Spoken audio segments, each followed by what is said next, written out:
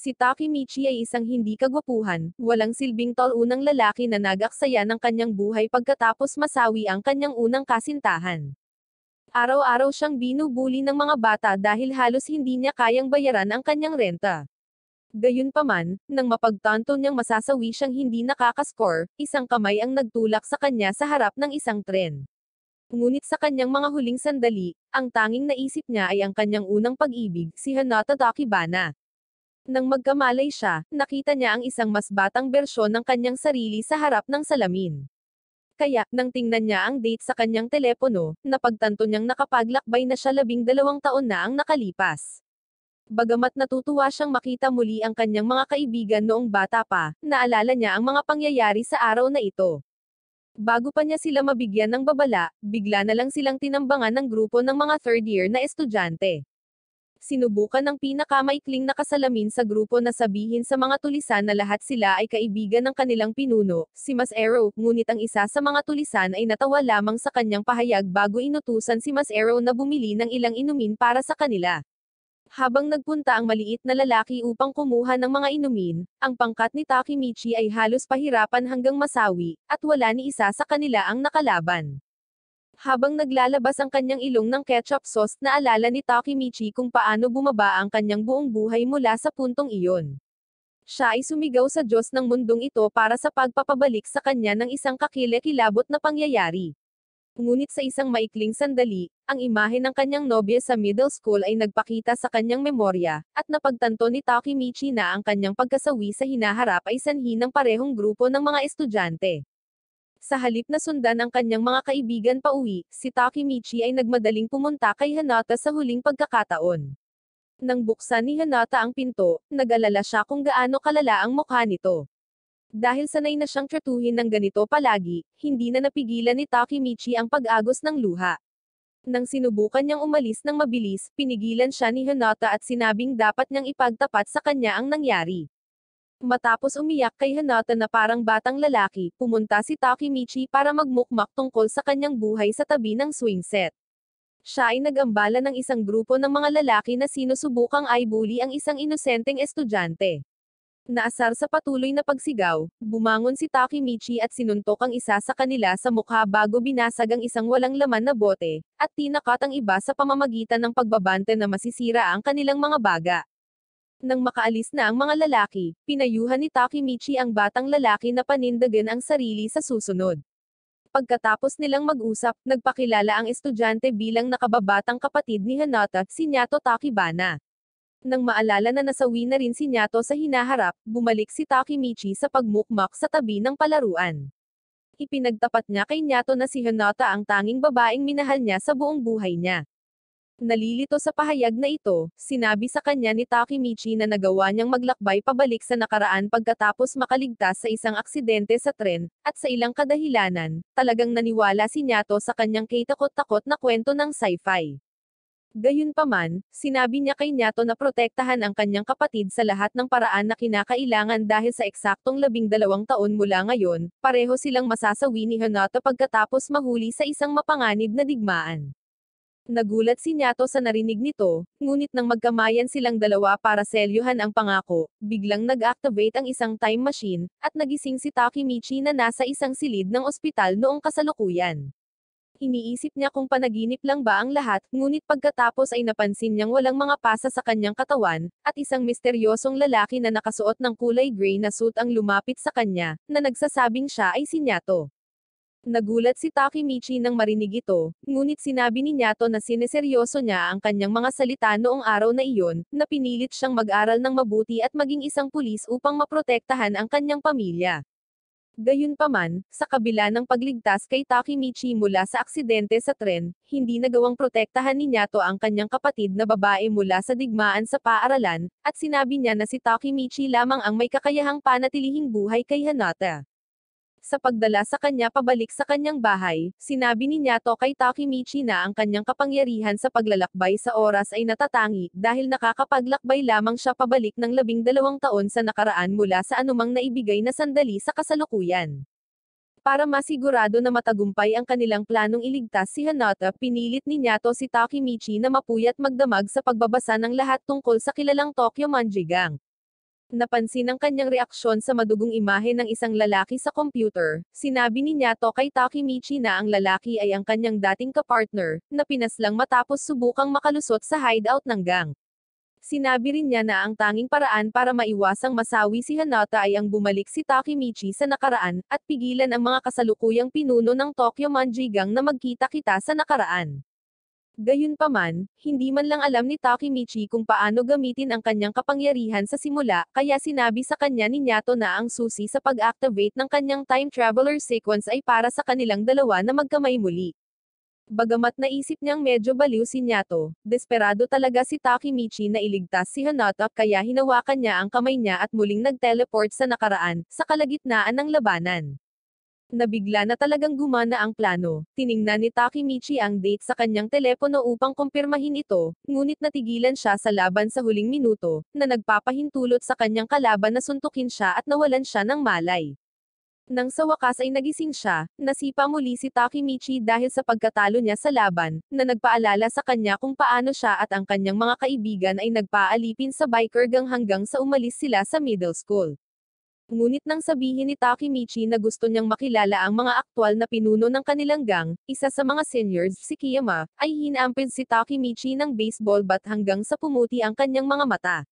Binalaan siya ni Kiyama na huwag nang magsalita muli tungkol sa kanilang mga pinuno, at dahil natakot si Takemichi, tumakbo siya sa buong lungsod na tila isang nakatakas na bilanggo. Sa pag-aakalang wala siyang silbi para iligtas si Hanata, naglakad si Takemichi papunta sa kanilang bahay para makipagkamay siya kay Nyato at bumalik sa kasalukuyan, ngunit sa halip ay nakatagpo niya si Hanata, na tinawag siyang talunan dahil sa isa pang laban, na sinasabi na siya ang dapat na lalaki sa kanilang relasyon dahil si Takemichi ay masyadong iyakin upang protektahan ang kanyang sarili. Dahil sa mga biro, sinabi ni Takemichi na kaya niya itong paiyakan buong magdamag sa kanyang silid na parang isang bata. Nagpatuloy sila sa pagtawa hanggang sa nakalimutan ni Takemichi ang dahilan kung bakit siya bumisita dito, at kinawayan niya si Hanata ng palem bago umuwi ng gabi. Kinaumagahan, nakipagkita si Takemichi sa kanyang mga kaibigan sa banyo ng lalaki kung saan sinabi sa kanila ng pinuno ng grupo na si Eika na ang susunod na santukan ay sa pagitan ni Yamamoto at isang estudyante mula sa ibang paaralan. Nagulat ang lahat sa narinig dahil si Yamamoto ang pinakamahina sa kanilang grupo, na hindi man lang makatalo ng isang kalaban, at natakot sila na siya ay mapapaslang sa arena. Gayunpaman, sinabi ni Eika na wala silang magagawa para baguhin ito, at nagsalita si Yamamoto para sa kanyang sarili, na sinasabing ipaghihiganti niya si Takemichi sa pamamagitan ng pagtalo sa kanyang kalaban sa isang suntok. Ngunit sa oras na nakarating na sila sa fight zone, si Yamamoto ay pinagpapawisan na at sobrang kinakabahan, at malapit na niyang mabasa ang kanyang pantalon bago magsimula ang laban. Pagkatapos ng wala sa oras, sumigaw si Takemichi na huminto ang laban, at habang ang lahat ay nagtataka kung ano ang ginagawa ng isang talunan sa arena, si Takemichi ay lumapit kay Kiyama at hinamon siya sa isang labanan. Nasa sabik na ilagay ang lalaki sa kanyang lugar, tinanggap ni Kiyama ang hamon at dumiretso para kay Takemichi, pinahirapan siya hanggang sa siya ay sumuri-suray na parang isang karakter mula sa isang action-based na video game. Dahil humanga sa kanyang katatagan, napangiti si Kiyama sa kanyang mukha at handang durugan ang mga ito. Kaya, habang ang mga tao ay naging ligaw sa pananabik, patuloy niyang pinapahirapan si Takemichi hanggang sa malapit na siyang mawalan ng malay. Samantala, inilabas ni Eikan ang kanyang pocket knife at handang atakihin si Kiyama, ngunit bago pa siya makakilos napansin ng lahat na mahigpit na kumakapit si Takemichi.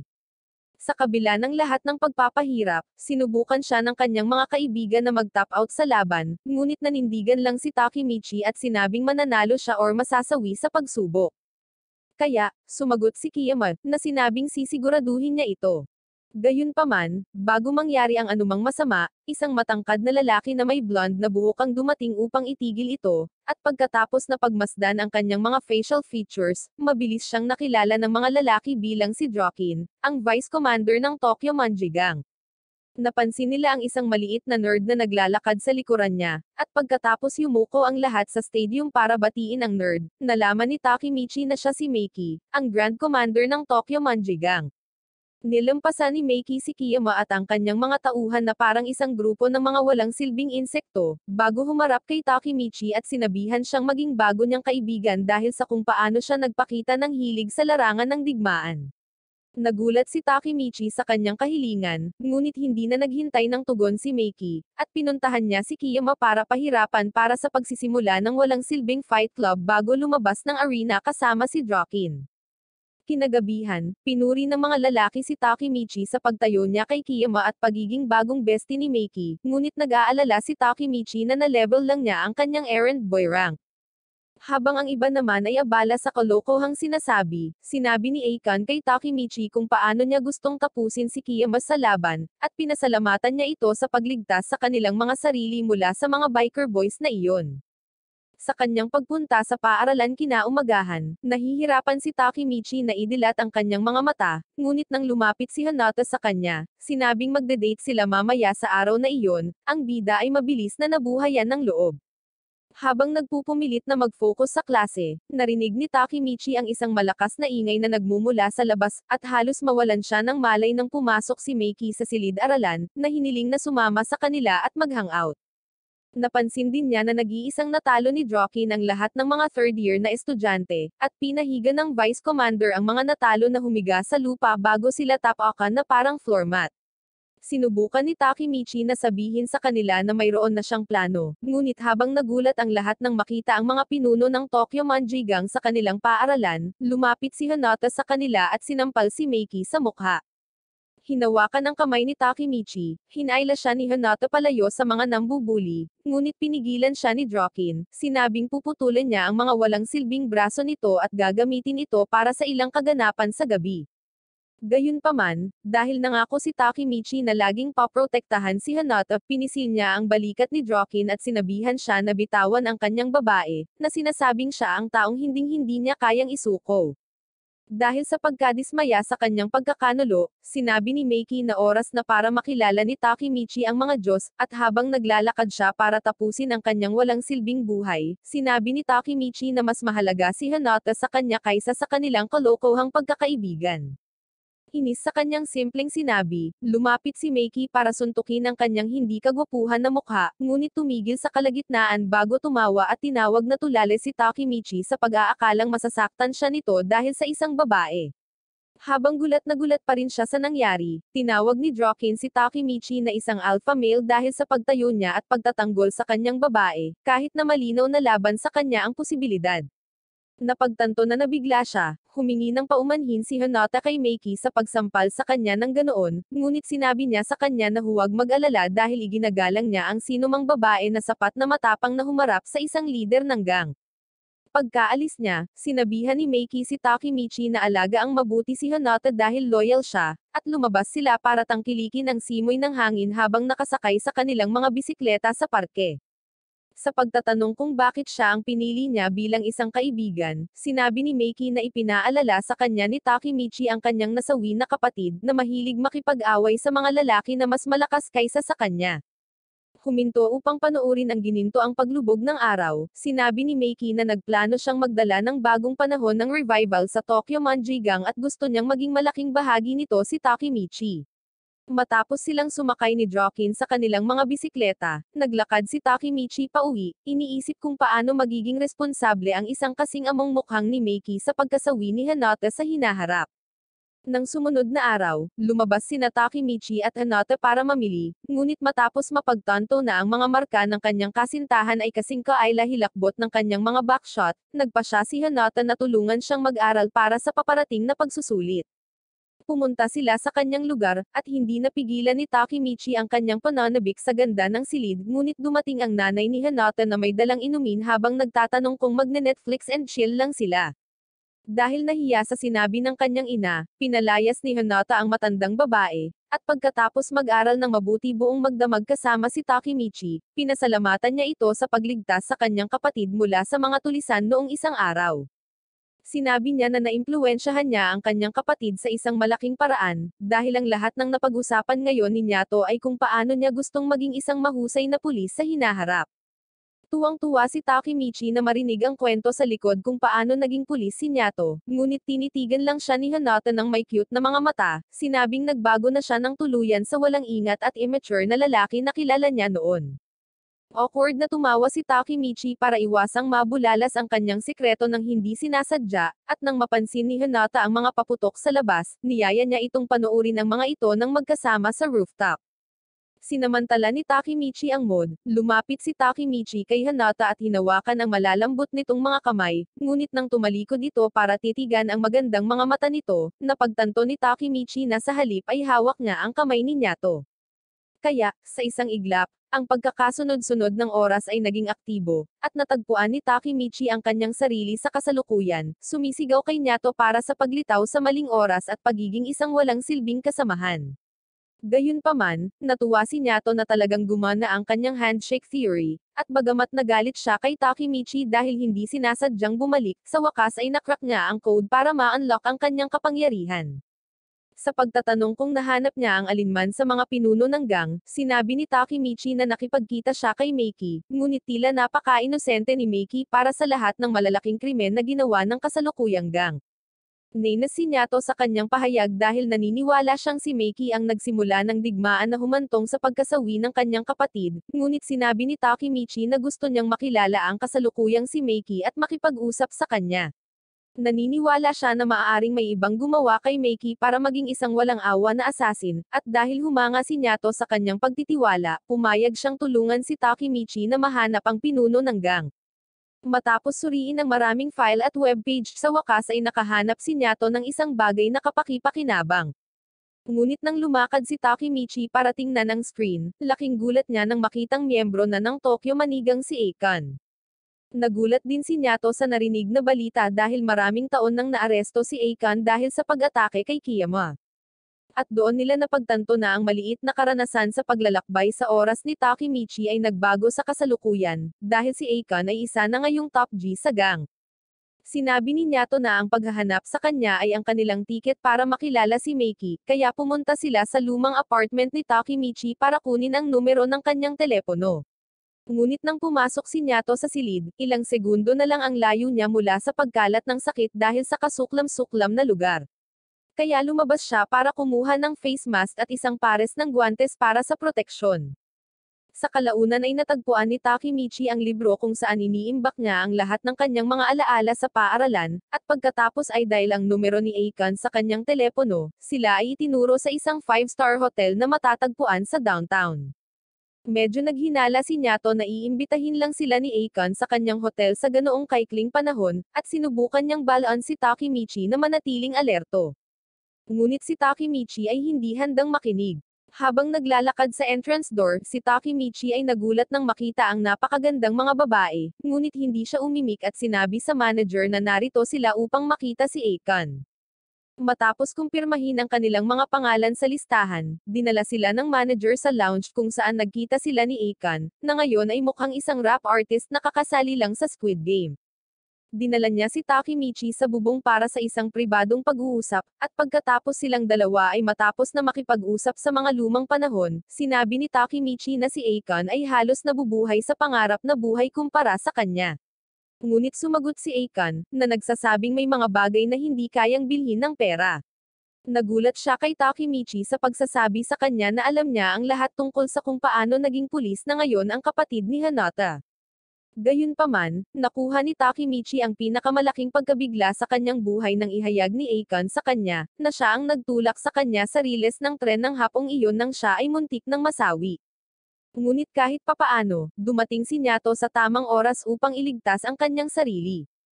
Kaya sinubukang tanungin ni Akon kung nakuha ba niya ang legendary power of time travel pero itinulak lang siya ni Takemichi palayo, sinabing naging baliw na siya. Pinipigilan ang pag-iyak, nahirapang paniwalaan ni Takemichi na gagawin ng kanyang kaibigan ang ganoong bagay. Ngunit si Akon ay humingi ng tawad sa kanya, sinabi na siya ay sumusunod lamang sa utos ng amo na lalaki, si Kasaki. Ipinaliwanag niya na si Kasaki ay matagal nang nagpapatakbo ng mga bagay sa gang, at si Meiki ay lumipat ng panig upang maging isang outlaw pagkatapos ng araw na nasawi si Draken. Nagulat si Takemichi nang marinig ang tungkol sa pagkasawi ni Jokin, ngunit bago niya makumbinsi ang kanyang kaibigan na umalis sa haligi, si Akon ay tumalon pababa dahil feeling niya ay siya si Spider-Man ngayon. Pagkatapos umiyak na parang batang paslit sa rooftop, nakipagkita si Takemichi kay Nato sa ibaba, sinabi sa kanya na si Kasaki ang aktwal na kontrabida at hindi siya magpapahinga hanggat hindi niya naibabalik ang lahat. Samantala, matapos mawala sa nakaraan at hindi nagpakita sa trabaho ng higit sa 2 linggo, ang amo ni Takemichi sa tindahan ng video ay nagsawa sa kanya at pinaalis siya nito nang walang anumang bayad. Kaya para mas mapadali ang buhay, sinubukan ni Takemichi na imungkahi kay Nato na sabihin na lang nila kay Hinata ang tungkol sa kanyang kinabukasan, ngunit tinawag siya ni Nato na walang isip dahil madaling makikipaghiwalay si Hinata sa kanya pagkatapos marinig ang ganoong bagay. Ang tanging pagpipilian ay para kay Takemichi na bumalik sa nakaraan at ayusin ang mga bagay sa mahirap na paraan. Ngunit nang magsimula siyang malungkot sa pagkasawi ni Jokin, hinanap ni Nato ang isang artikulo online na nagpapakita kung paano siya nasawi pagkatapos natambangan ng isang karibal na gang. Nagulat si Takemichi sa date sa artikulo dahil nangangahulugan ito na mayroon na lamang siyang 3 linggo para iligtas si Jokin. Ngunit sinabi ni Nato na ang isang personal na alitan sa pagitan ni Meiki at Jokin ay malamang na humantong sa kanyang kasawian. Hindi sigurado kung ano ang paniniwalaan, sinabi ni Takemichi na paprotektahan niya si Jokin at ililigtas ang lahat tulad ng kanilang binalak. Kaya nakipagkamay siya kay Nato at bumalik sa nakaraan. Gayunpaman, nang imulat niya ang kanyang mga mata, nakita ni Takemichi ang 2 malaking dahilan para talikuran ang kanyang misyon at maging isang alpha male. Ngunit dahil masyado siyang kabado dahil ngayon lang nakakita ng ganito, tumakbo siya palabas ng kwarto na tila balisa. Huminto upang habulin ang kanyang hininga, umaasa si Takemichi na hindi malalaman ng kanyang kasintahan ang tungkol sa nangyari. Ngunit sa sandaling iyon, nagpakita si Hinata sa kanyang likuran, nagtatanong kung ano ang sinasabi niya. Nagsimula siyang gumawa ng mga dahilan para maiwasan ang tanong, ngunit nang sabihin ni Hinata na kakaiba ang kanyang kinikilos kamakailan, napagtanto ni Takemichi na ang kanyang dating talunang sarili ay malamang na pumalit. Nang bumalik siya sa kasalukuyan, nakatanggap siya ng tawag mula kay Jokin, na nagsasabi sa kanya na pumunta para sa isang impromptu gang meeting. At dahil gusto niyang makasama siya ng mas matagal, nagpa siya si Hinata na sumama na rin. Nang makarating sila sa lokasyon, kinilabutan si Hinata sa madilim na lugar, at nang sa wakas ay dumating ang biker gang, inatake ng 2 sa mga tripulante si Takemichi dahil sa pagbisita sa party. Gayunpaman, sinabi ng isa sa mga pinuno ng dibisyon, si Mitsuya, sa mga lalaki na palayain siya dahil si Takemichi ang bisita ng commander, at kinuha niya silang 2 para makipagkita kay Meiki. Naroon din si Jokin at humingi siya ng tawad kay Hinata sa pananakot sa kanya noong isang araw sa paaralan, bago inutusan ng isa sa mga biker GF niya na lumapit at magsilbi bilang bodyguard nito sa gabi. Ngunit nang makita ni Takemichi ang pamilyar na mga asset na iyon mula sa malayo, alam niyang may gulo. At matapos marinig ang nangyari sa kanilang 2, inilabas ni Hinata ang lahat ng galit niya sa mukha ni Takemichi. Humingi ng paumanhin kay Takemichi ang babae, na ang pangalan ay Enma, dahil sa ginawa niyang gulo, sinabing binigyan lang siya nito ng private show sa hotel dahil gusto niyang magselos si Jokin, at isama siya sa isang date. Nang magsimula ang pulong, tumayo si Meiki sa podium upang pag-usapan ang tungkol sa kanilang tunggalian sa isa pang gang na kilala bilang Mobius. Ngunit bago pa malaman ni Takemichi ang nangyayari, tinambangan siya ng 2 lalaki mula sa likod at sinipa siya sa lupa. Isa sa mga lalaki, si Pokhin, na pinuno ng dibisyon para sa 3 distrito, ay kinasusuklaman si Takemichi dahil sa nangyari kay Kiyama at gusto niyang turuan ng leksyon ang bida. Gayunpaman, sinabihan siya ni Jokin na i-relax ang kanyang sarili, at ipinaliwanag ni Mitsuya na naasar lang si Pokhin dahil pinahirapan ng Mobius gang ang kanyang matalik na kaibigan, at ginawan ng kalokohan ang kasintahan ng lalaki sa kanyang harapan mismo. Nabigla si Takemichi na may nangyayaring ganoon, ngunit sinabi sa kanya ni Mitsuya na ang Mobius gang ay mas malupit kaysa sa kanila, at kontrolado ang higit sa kalahati ng mga pangunahing lugar ng lungsod. Sa matigas na tingin, tinanong ni Meiki ang gang kung ano ang dapat nilang gawin sa Mobius bilang kapalit, at nang sabihin ni Pokhin na gusto niyang punatin ang lahat ng kanilang mga puso, ngumiti si Meiki na parang baliw bago mag-utos ng digmaan sa kanilang malupit na mga karibal. Pagkatapos ng pagpupulong ng gang, ginugol ni Takemichi ang buong gabi sa pag-iisip tungkol sa isang plano upang mapanatiling ligtas si Joaquin, at napagpasyahan niya na ang pinakamahusay na paraan ay para sa kanya na maging bodyguard ni Joaquin. Ngunit nang makita ni Joaquin ang hitsura ng desperasyon sa kanyang walang silbing mukha, tinanggihan niya ang alok ng hindi nagdalawang isip. Kaya nagpasya si Takemichi na sundan siya sa paligid ng lungsod sa halip. Habang pinagmamasdan sila sa isang restaurant, napagtanto ni Takemichi na ipinakita lamang ni Meiki ang kanyang mapaglarong side kay Joaquin at na si Joaquin ay parang kanyang kuya, na nagbibigay sa kanya ng mga piggyback rides pagkatapos niyang makatulog. Sinundan niya ang mga ito sa isang ospital, kung saan binisita ni na Joaquin at Meiki ang kasintahan ng kaibigan ni Pokhin, na napahirapan ng husto pagkatapos ng isang insidente na nangyari sa Mobius Gang at nawalan ng malay. Ilang sandali lang ay dumating na ang mga magulang ng babae, at habang tinatawag sila ng matanda na isang grupo ng mga walang silbing kriminal, gusto ni Meiki na alisin ang kanyang mga ngipin. Pero pinilit siya ni Joaquin na yumuko bilang paggalang sa matatanda. Nanatili silang nakayuko habang ang lalaki at ang kanyang asawa ay lumuluha at naglakad palayo. At sinabi ni Joaquin kay Meiki na mahalaga para sa lahat ng mga lider ng gang na magpakita ng simpatiya sa ibang tao. Matapos makita kung paano naganap ang lahat, napagtanto ni Takemichi na si Joaquin ang tinig ng dahilan sa likod ng lahat ng mga aksyon ni Meiki, na nagpapaliwanag kung bakit naging rogue ang gang sa hinaharap pagkatapos niyang masawi. Paglabas nila ng ospital, sumakay si Mitsuya sa motorbike para sunduin si Meiki, sinabing may meeting sila bukas, at tumanggo lang si Joaquin bago naglakad palayo. Ngunit habang nasa daan, naalala ni Joaquin ang kanyang mga unang araw, kung paano siya pinabayaan ng kanyang mga magulang sa mga lansangan, na pinilit siyang tumira sa isang bahay na may ilang mga badid sa kolehiyo. Mabilis siyang naging pinakamatigas na lalaki sa paaralan, kasama ang lahat ng mga estudyante na sumasambo sa kanya na parang Diyos. At noong siya ay 10 taong gulang pa lamang, nagpasya siyang magpatato ng dragon sa kanyang ulo, na pinalitan ang kanyang pangalan mula sa Ken lamang tungo sa Joaquin dahil siya ay mas matangkad kaysa sa karamihan ng mga batang kaedad niya.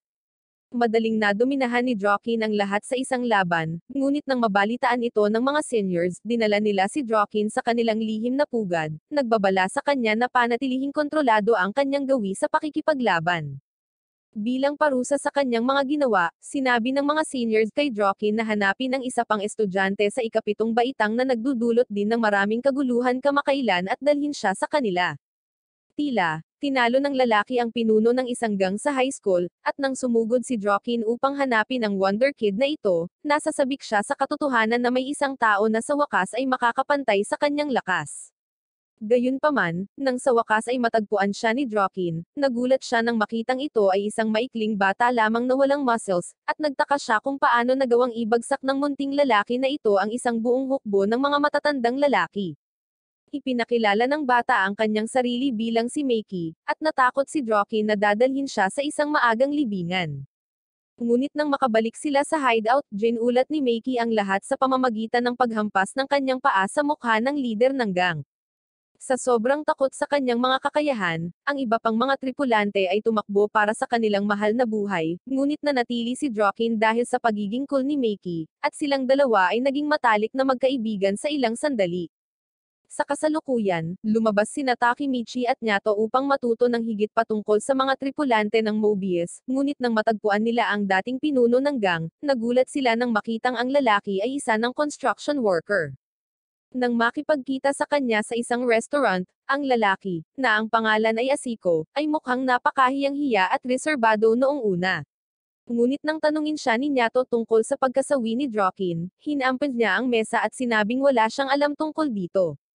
Nanatiling kalmado si Nyato at paulit-ulit na inulit ang parehong tanong hanggang sa umiyak si Asiko, at sinabi sa kanila na kinuha ng isang mas malaking boss ang Mobius Gang para magsimula ng digmaan sa pagitan ni Meiki at Joaquin. Matapos sabihin ang lahat ng naaalala niya, lumabas si Nyato sa restaurant.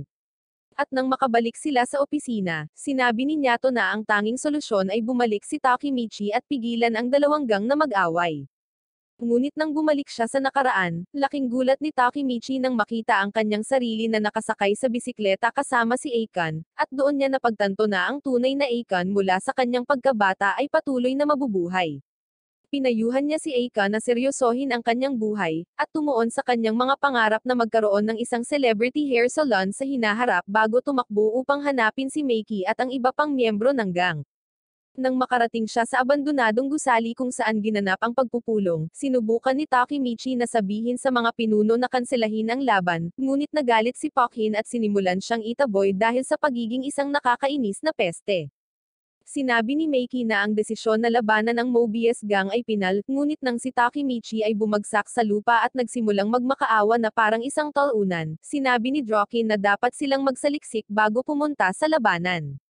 Dahil sa inis niyang pahayag, tinawag ni Meiki si Drokin na isang talunan, at magkakaroon na sana ng konting showdown ang dalawa nang biglang dumating si Asiko sa hideout. Nang makita ang lalaking sumire sa buhay ng kanyang kaibigan, nagalit si Pokhin at sumugod siya ng mabilis, ngunit iniwasan ni Asiko ang kanyang suntok bago siya tinapos ng isang suntok tulad ni Saitama.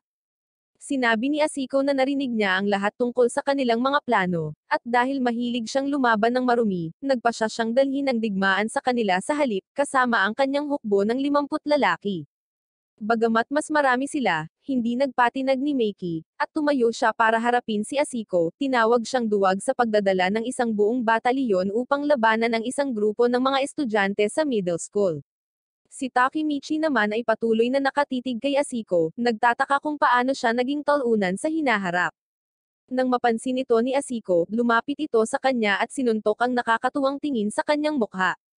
Pinigilan siya ni Pokhin na maghagis pa ng mga suntok, sinabing silang dalawa lang ang maglalaban, at itinulak niya si Takemichi sa gilid bago pa magulo muli ang kanyang mukha.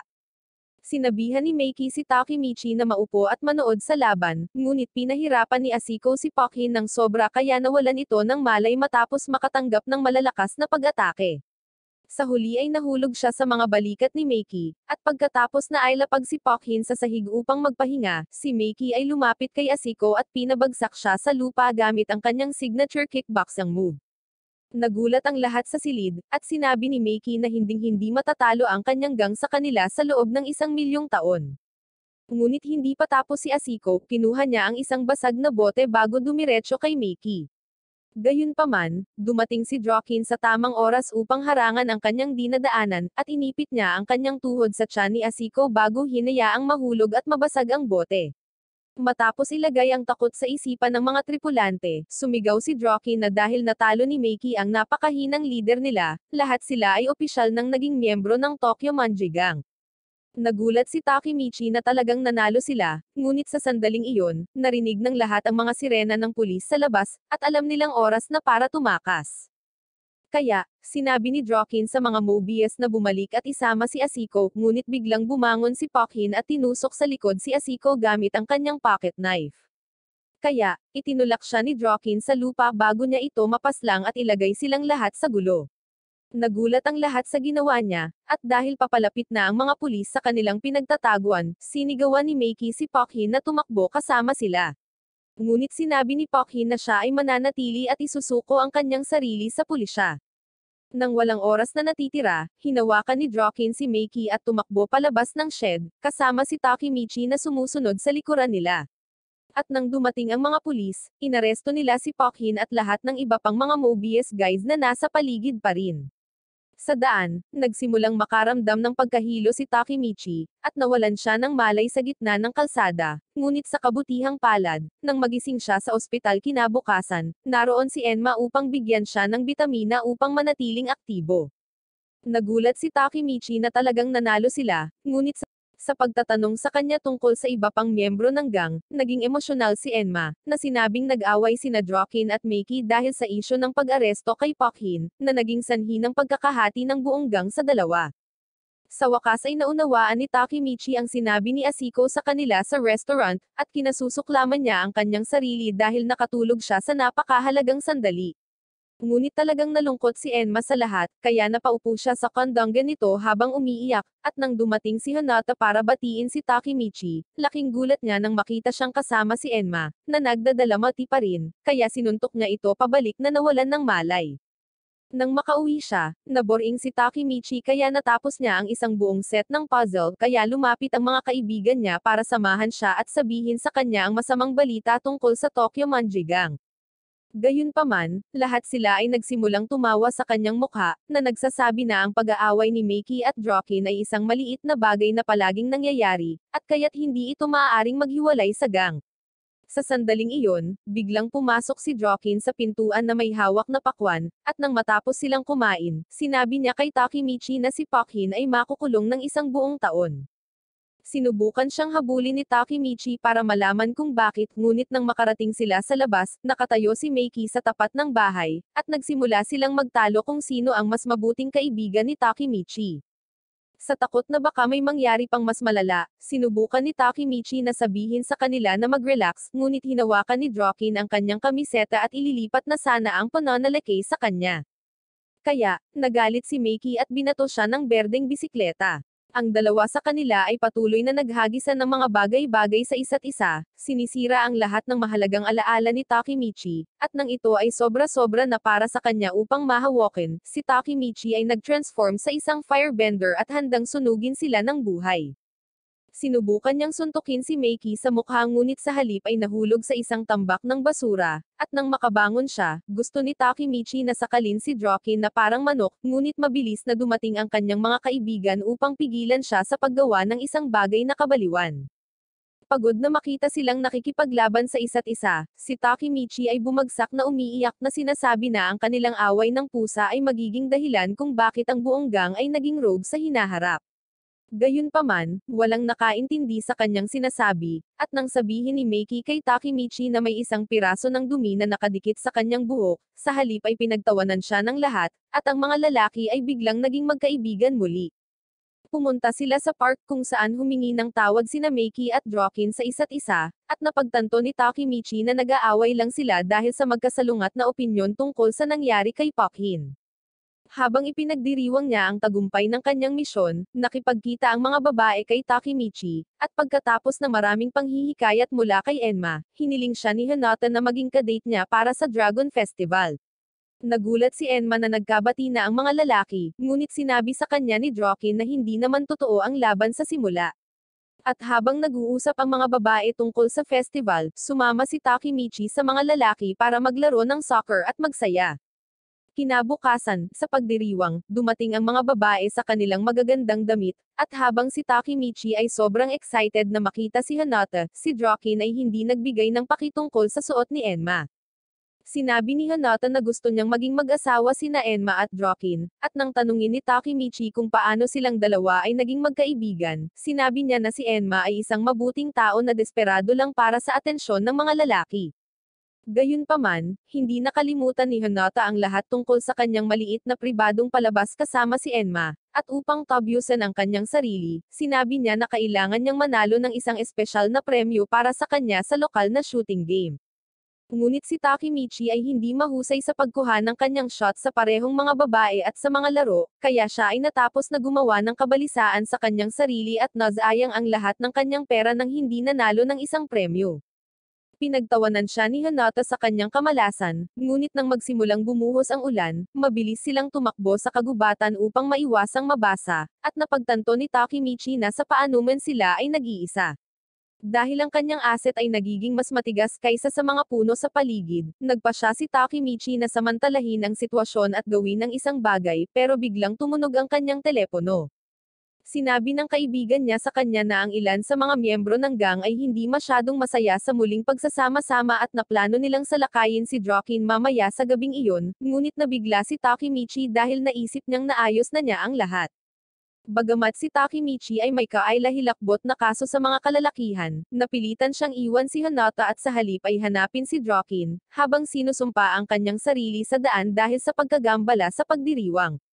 Huminto siya sa pagtakbo matapos makita ang ilang miyembro ng gang mula sa malayo, ngunit laking gulat niya nang makita si Kiaman na may hawak na talent na nagsasabing tatapusin niya si Joaquin dahil sa pagsira ng kanyang buhay.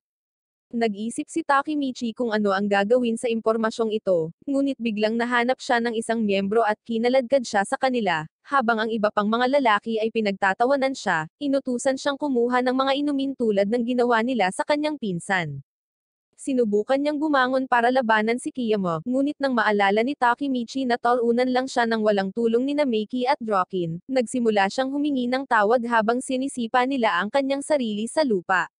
Matapos siyang itali sa duct tape, itinadyak ni Kiyama ang kanyang paa sa mukha ni Takemichi, sinabing tatapusin niya si Drokin at sisisihin siya bago umalis kasama ang kanyang mga tauhan.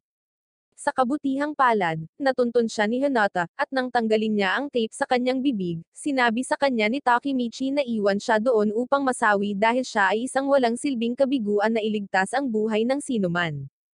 Gayunpaman, yumuko si Hinata upang ikis ang kanyang mga labi, na naging sanhi ng pagkinang ng lahat ng mga patak ng ulan, at sinabi niya na kahit na siya ay isang talunan kumpara kina Maki at Drokin, siya pa rin ang kanyang lalaki, at naniniwala siya sa kanya ng higit sa sinuman. Matapos makakuha ng power-up mula sa kanyang paboritong babae, kumakbo si Takemichi pabalik upang hanapin si Drokin at binalaan siya tungkol sa pag-atake, ngunit sa daan, nakatagpo niya si Mitsuya, na nakarinig din ng pag-atake at nagmaneho upang pigilan ito. Ngunit nang sabihin ni Takemichi na si Kiyama ang gustong pumaslang kay Drokin, nagulat si Mitsuya dahil sinabi sa kanya ng kanyang intel na ang tunay na kontrabida ay si Pain, ang 3rd Division Vice Captain. Samantala, habang naglalakad sina Drokin at Enma pauwi, biglang sumulpot si Pain sa likuran nila, at nang mapansin ni Drokin ang masamang tingin sa kanyang mga mata, sinabihan niya si Enma na manatili muna bago lumakad para harapin siya. Naasar si Pain dahil sa nangyari kay Pokhin sa hideout, at sinabihan siya ni Drokin na umatake na ngayon. Ngunit biglang dumating ang isang miyembro ng Mobius Gang at hinampad siya ng baseball bat sa ulo. Mabilis na tumakbo sina Takemichi at Mitsuya upang bigyan ng babala si Drokin tungkol sa planong pag-atake, ngunit nang makarating sila sa parking lot, nakita nilang abala na siya sa paghampas ng ilang miyembro ng Mobius. Tinawag ni Enma si Pain na isang duwag dahil sa pag-atake kay Drokin kasama ang buong pangkat, at dahil nagsisimula na siyang mawalan ng malay, umupo si Drokin sa lupa at sinabihan si Mitsuya na pumalit. Nagsimulang tumawa ang mga Mobius guys dahil pakiramdam nila ay walang paraan na matatalo sila ni Mitsuya, ngunit sa sandaling iyon, dumating si Maki sakay ng kanyang motorsiklo, na mukhang isang ganap na alpha male. Sinigawan niya si Pain na pumanig sa kanilang mga karibal, at nang tanungin niya ito kung sino ang nasa likod ng lahat ng ito, isang matangkad na lalaki na may yosi sa kanyang kamay ang lumapit kay Maki, na ipinakilala ang kanyang sarili bilang si Hama, ang bagong pinuno ng Mobius Gang. Gayunpaman, hindi nagbigay ng paki si Maki tungkol sa kanya, at inilunsad niya ang kanyang trademark na sipa sa lalaki para ibagsak siya. Ngunit inihinto ni Hama ang kanyang paa sa himpapawid na ikinagulat ni Mitsuya at sa lahat ng tao sa paligid. Sinabihan ni Hama si Maki na mag-relax dahil magsisimula pa lang ang party, at inutusan niya ang kanyang mga tauhan na tapusin silang apat maliban na lang kung yukit niya ang kanilang mga puso gamit ang kanyang mga kamay. Nataranta si Takemichi sa nakakagulat na mga pangyayari, at iniisip niya kung paano niya ililigtas si Drokin. Ngunit bago niya nalaman, dumating ang isang daang lalaki dala ang kanilang mga motorbike upang tulungan si Maki at ang tropa. Humakbang sa unahan ang iba pang mga pinuno ng dibisyon, at pagkatapos ng utos ni Maki na lumaban sila, lahat ay tumakbo sa larangan ng digmaan upang harapin ang kanilang mga kalaban at patumbahin ang kabilang panig. Mabilis na naging boxing ring ang parking lot, at habang winasak ni Maki at ng iba pang mga lider ang lahat ng kanilang lakas at estilo, pinilit ni Takemichi na itayo ang kanyang mga paa habang sinusubukang protektahan si Drokin mula sa panganib. Nang maramdamang wala na siyang lakas, naisipan ni Takemichi na sumuko muli, ngunit nang maalala niya kung paano nasawi si Akon sa kanyang harapan mismo, nagpasya siyang bumangon at patuloy na lumaban. Samantala, nagalit si Maki kay Pain dahil sa pagtataksil sa gang, at ibinaba niya ang lahat ng kanyang mga walang silbing kampan bago lumapit sa kanya at tinanong siya kung bakit gusto niyang tapusin si Drokin. Pero lahat sila ay kinasusuklaman ni Pain na madaling sumuko kay Pokhin, kaya kinuyam niya ang kanyang kamao sa galit at ginamit ito para suntukin ang mukha ni Maki ng maraming beses, habang sinasabing lumaban siya na parang lalaki. Gayunpaman, naunawaan ni Maki ang kanyang pakiramdam, at pinahintulutan niyang ilabas ni Pain ang lahat ng kanyang galit bago siya hinaila palapit para yakapin, na nagsasabing hindi rin siya masaya sa nangyari kay Pokhin. Nakiusap si Maki sa kanya na bumalik sa gang dahil mahal siya ng lahat ng lalaki, at kahit na nabigla si Pain na hindi niya sinabing taksil, hindi niya napigilan ang mga luha na lumabas. Nag-aaway pa rin ang lahat, at habang hinahanap ni Takemichi si Jokin, nakita niya si Kiyama na dumaan at gusto siyang pigilan. Ngunit laking gulat niya nang mapansin niya ang dagwang kutsilyo sa kanyang kamay. Nakangiting parang demonyo si Hama habang lumalayo, at nang napagtanto ni Takemichi na huli na ang lahat, sumugod siya upang salubungin si Jokin ngunit natagpuan niya itong nakahiga sa sahig na puno ng sariling dugo. Abala pa rin si Meiki sa pagsisikap na pabagsakin ang lahat ng mga Mobius guys, kaya sumigaw si Takemichi na inatake si Jokin. Ngunit nang tangkaing abutin siya ni Meiki, pinigilan siya at itinapon ni Hama. Sinubukan niyang ilapat sa kanya ang kanyang signature kick, ngunit 2 beses na hinarang ni Hama ang paggalaw, kaya naglunsad na lang si Meiki para sa isang malakas na uppercut. Habang patuloy na nag-aaway ang dalawa, napagtanto ni Takemichi na si Jokin ay talagang buhay pa. Sinabihan siya ni Meiki na alagaan si Jokin, at nang mapansin ni Takemichi na walang makakatulong sa kanya, nagpasya siyang tanggapin ang hamon at dalhin si Jokin sa ospital sa kanyang likod. Ngunit habang nasa daan, napagtanto ni Takemichi na talagang mabigat si Jokin, at parang gusto na niyang sumuko, ngunit nagpatuloy lang siya. Hanggang sa nakipagkita sa kanya sina Enma at Hanata, sinabing tumawag na sila ng ambulansya. Huminto sila sa gilid ng kalsada para maghintay ng taxi, ngunit nang mapansin ni Takemichi na papunta sa direksyon nila si Kiyama at ang kanyang crew ng mga Mobius guys, alam niyang nabaliw sila. Nagbanta sila na itatali siya ulit sa duct tape pero biglang nagkamalay si Jokin. Dahil alam niyang mapapabagsak lang si Takemichi, sinabihan niya itong sunggaban ang mga babae at tumakas.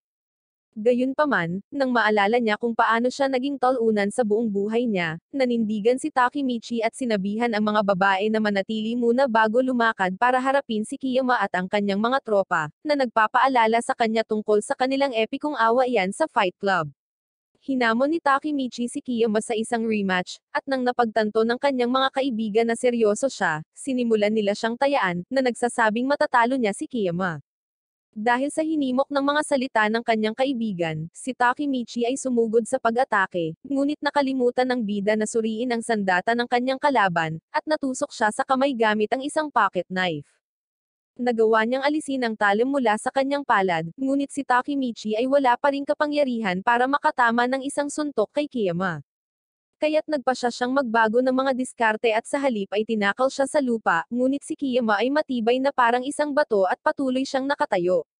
Kaya't naging literal na ganid si Takemichi, ikinagad ang kanyang mga ngipin ng malalim sa katawan ni Kiyama hanggang sa tumili siya na parang babae dahil sa sobrang sakit ng pagkakakagat nito.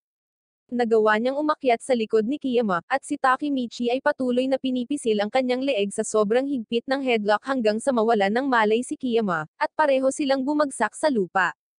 Nakangiting parang baliw, masaya si Takemichi na sa wakas ay nakaganti siya kay Kiyama sa pagsira sa kanyang buhay. Pero sinabihan siya ng isang miyembro na huwag masyadong ma-excite dahil kailangan pa niyang ibagsak ang lahat ng ito. Kaya sinabi ni Takemichi kina Hanata at Enma na humanap ng ligtas na lugar na matutuluyan, at pagkaalis ng mga babae, tumayo si Jokin para tulungan siyang lumaban. Kahit na alinman sa kanila ay maaaring mahimatay anumang oras, sila ay nanindigan habang ang mga Mobius guys ay umaatake sa kanila.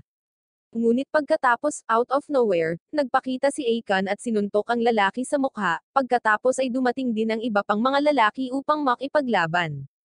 Nang makitang ipagsasapalaran nila ang kanilang buhay para sa kanya, napagtanto ni Takemichi na kahit na ang kanyang misyon ay hindi isang kabuuang tagumpay, nagawa niyang magbigay ng inspirasyon sa kanyang mga kaibigan na huwag sumuko at magpatuloy sa pakikipaglaban. Nabigla sa kanilang matinding pagnanais, ang Mobius guy at ang iba ay mabilis na tumakbo palayo.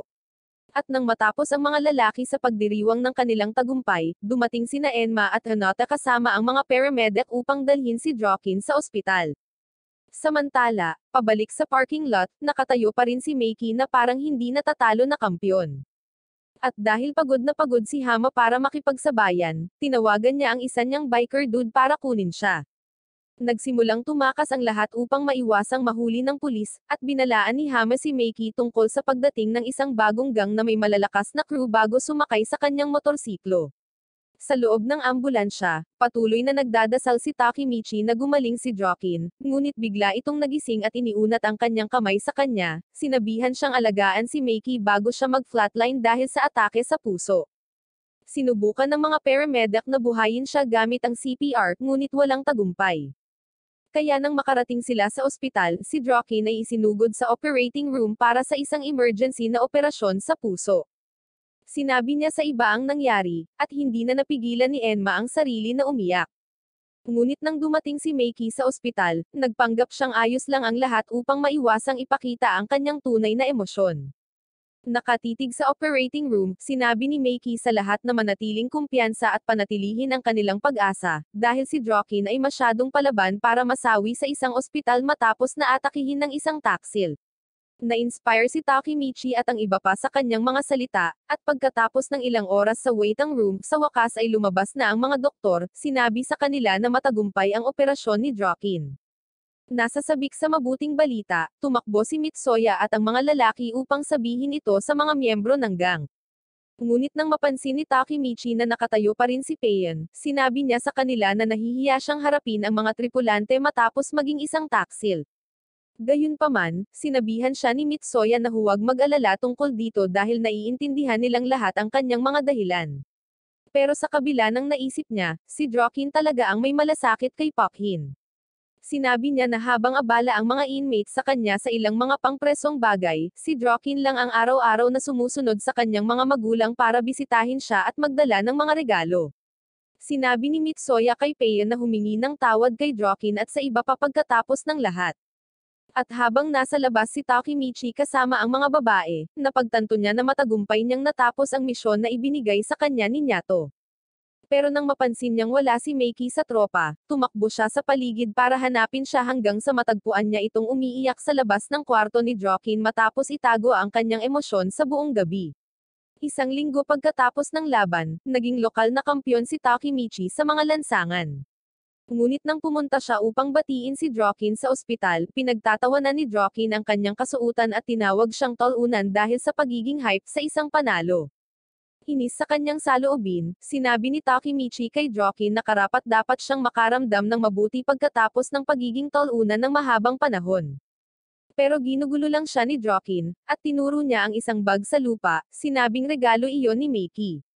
Nang ilabas niya ang nasa loob, sinabi sa kanya ni Joaquin na jacket iyon ni Makey noong una siyang naging leader ng gang, at pakiramdam ni Takemichi ay hindi niya deserve ang ganoong bagay. Gayunpaman, sinabi ni Joaquin na ang buong gang ay may utang na loob sa kanya para sa lahat ng bagay, kaya siya ay bumangon at yumuko upang pasalamatan si Takemichi sa pagliligtas ng kanyang buhay. Nag-iisip kung siya ay magiging karapat-dapat sa jacket, sinabi ni Joaquin kay Takemichi na kausapin si Makey tungkol dito. Ngunit nang makarating siya sa rooftop, hinarap siya ni Makey, tinanong kung paano niya alam kung ano ang mangyayari bago ang oras. Sasabihin pa lang ng kanyang paypang sarili ang lahat tungkol sa time travel mission kasama si Nyato, nang tumawa si Makey at tumalon pababa, nagpasalamat sa kanyang pagligtas kay Joaquin at sa grupo. Matapos makamit ang kanyang pangunahing layunin, pumunta si Takemichi upang salubungin si Nyato upang makabalik siya sa kasalukuyan. Pero bago umalis, binigyan niya si Hinata ng clover necklace para humingi ng tawad sa pagiging tol-unang boyfriend sa lahat ng panahon. Tiningnan niya ang magandang mukha nito sa huling pagkakataon bago nakipagkamay kay Nyato para i-activate ang time sequence. Ngunit nang imulat ni Takemichi ang kanyang mga mata, laking gulat niya nang makitang muli ang kanyang trabaho sa tindahan ng video. Nagtataka kung panaginip lang ba ang lahat, sinubukan ni Takemichi na tawagan si Nyato para kumpirmahin ito. Ngunit nang makita niya ang peklat sa kanyang kamay mula sa pag-aaway kay Kiyama, napagtanto niya na nangyari nga ang lahat. Nakatanggap siya ng mensahe sa kanyang telepono mula sa isang kakaibang numero na nagpapaalam sa kanya tungkol sa isang pagpupulong, at nang makarating si Takemichi sa venue, nagulat siya nang makita si Eika na kamukha ng dati niyang sarili at nagtatrabaho sa isang hair salon. Sinabi ni Eika na siya ay magiging isang hairstylist sa lalong madaling panahon, at gusto niyang siya ang kanyang unang customer. Kaya nagsimulang umiyak si Takemichi dahil ang ibig sabihin nito ay talagang gumana ang kanyang plano. Gayunpaman, nagsimulang magring ang kanyang telepono, at nang sagutin ni Takemichi ang tawag, si Nyato ang tumatawag na nagsasabi sa kanya na matagumpay ang kanilang misyon at oras na para makatagpo nila ang kanyang kapatid na babae.